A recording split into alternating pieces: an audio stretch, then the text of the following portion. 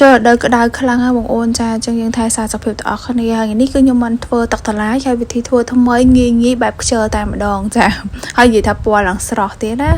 ចាតឡាយយើងទិញបានល្អមែនតើថ្ងៃនេះគឺទិញបានជាមួយនឹងតឡាយដែលចាស់ខ្លាំងដែលបែកសអញ្ចឹងណាអាហ្នឹងគឺធ្វើទឹកតឡាយគឺជាតិហ្មងអញ្ចឹងបងតាគ្នាយើងចាត់សបកចេញហើយយើងយកមកចាត់វាទូចមែនតើមិនថាយើងយកវាដូចយកទៅក្លុកឯណាដែលយើងចាត់រៀងទូចហ្មងណា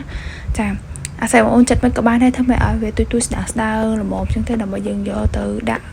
លេងនៅលើឆ្នាំងណាមានទឹកតឡាច់នៅផ្ទះបងអូនគឺល្អខ្លាំងមែនតើជាភេសជ្ជៈមួយដែលល្អសុខភាពហើយយើងធ្វើចេញដោយស្នាដៃខ្លួនឯងគឺល្អហ្មងយើងកុំទិញគេបងអូនហើយភេសជ្ជៈទិញគេគឺដាក់ស្ករច្រើនណាស់ហើយខ្ញុំក៏ឡោយស្ករលេងស្ករនេះគឺខ្ញុំប្រើមកវែកយើងស្មើទឹកយើង4លីត្រទៅបងអូនចាអញ្ចឹងអត់ធ្វើផ្អែមហ្មងទេព្រោះយើងយកជាតិតឡាច់ខ្លាំងអញ្ចឹងបើសិនណាចង់បានផ្អែមដាក់ច្រើនទៅតែបើយើងធ្វើដើម្បីសុខភាពកុំដាក់ផ្អែមពេកតឡាយយើងចិត្តទូចស្ដើងហ្នឹងយើងលេងឆាជាមួយនឹងស្ករហ្នឹងឲ្យរៀងក្លោយក្រហមចេះឲ្យបងអូនរៀងយូរដែរអញ្ចឹង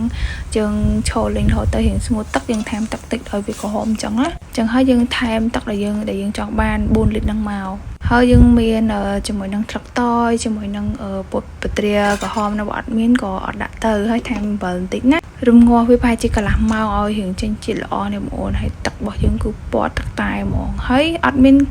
ឆ្ងៀមអត់មានក្លិនផ្អែមខ្លាំងទេគឺមកល្មមឆ្ងាញ់មានជាតិមែនតើ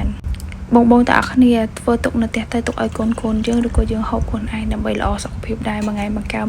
វហើយដាក់ប្រាសេទូទឹកកកឬក៏ក្នុងធុងទឹកកកឲ្យបងគឺឆ្ងាញ់មែនតើហ្មងចាអត់មានស្អិតកអីយើងទិញភេសជ្ជៈគេទេចាំបងតាគ្នាសាក់ធ្វើបានងាយខ្លាំងមែនតើបែបខ្ជិលខ្ញុំណា